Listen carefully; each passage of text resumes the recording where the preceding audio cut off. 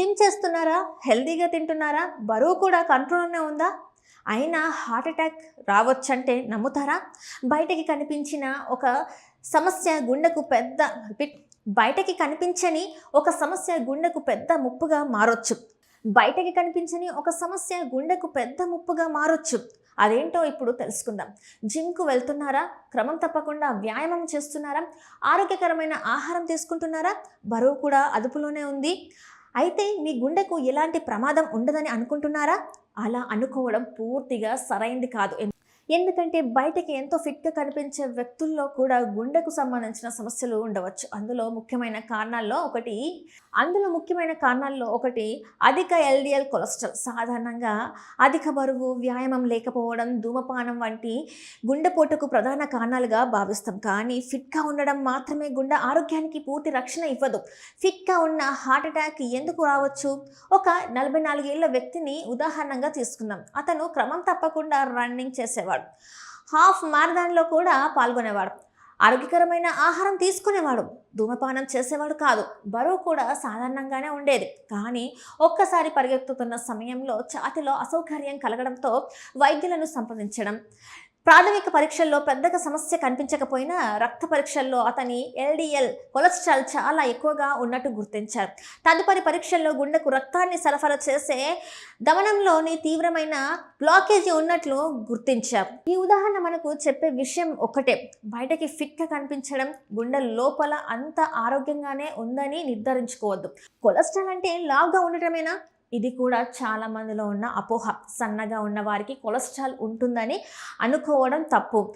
సన్నగా ఉన్న వారికి కొలెస్ట్రాల్ ఉండదని అనుకోవడం తప్పు. కొలెస్ట్రాల్లో కొంత భాగాన్ని మన శరీరమే తయారు చేస్తుంది. ముఖ్యంగా కుటుంబంలో అధిక కొలెస్ట్రాల్ లేదా చిన్న వయసులో గుండె జబ్బుల చరిత్ర ఉంటే బరువు సాధారణంగా ఉన్న కొలెస్ట్రాల్ స్థాయిలు ఎక్కువగా ఉండే అవకాశం ఉంటుంది. కొన్ని జన్యుపరమైన పరిస్థితుల్లో ఆరోగ్యకరమైన జీవనశైలి పాటించిన ఎల్‌డిఎల్ స్థాయిలు అధికంగా ఉండవచ్చు. అసలు ప్రమాదం ఎక్కడుంది? అధిక కొలెస్ట్రాల్ చాలాసార్లు ఎలాంటి స్పష్టమైన లక్షణాలు ఇవ్వదు. రక్తంలో అధికంగా ఉన్న ఎల్‌డిఎల్ కాలక్రమంలో ధమనాల గోడల్లో పేరుకుపోయి ప్లాక్ ఏర్పడడానికి కారణం కావచ్చు. దీంతో రక్తనాళాలు ఇరుగ్గా మారి గుండెకు రక్తస్రవణపై ప్రభావం పడే అవకాశం ఉంటుంది. కొంతమందిలో ఛాతీ నొప్పి, శ్వాస తీసుకోవడంలో ఇబ్బంది, అసాధారణం, అలసట వంటి లక్షణాలు కనిపించవచ్చు. మరికొందరికి మాత్రం తీవ్రమైన సమస్య వచ్చే వరకు ఎలాంటి స్పష్టమైన సంకేతాలు కనిపించకపోవచ్చు. మరి ఏం చేయాలి? ఎందుకు? అందుకే జిమ్ చేస్తున్నాం కదా, నాకు ఏ సమస్య ఉండదు అని అనుకోకుండా అవసరమైన ఆరోగ్య పరీక్షలు కూడా చేయించుకోవడం మంచిది. సాధారణ లిపిడ్ ప్రొఫైల్ ద్వారా ఎల్‌డిఎల్, హెచ్‌డిఎల్, ట్రైగ్లిజరైడ్స్ వంటి కొలెస్ట్రాల్ సంబంధిత వివరాలను తెలుసుకోవచ్చు.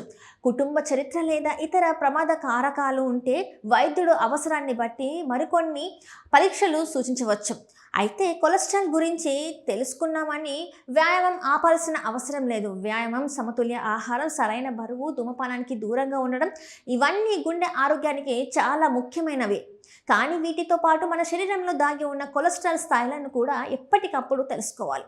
ముఖ్యంగా కుటుంబంలో చిన్న వయసులోనే గుండె జబ్బులు వచ్చిన చరిత్ర ఉంటే వైద్యుడిని సంప్రదించి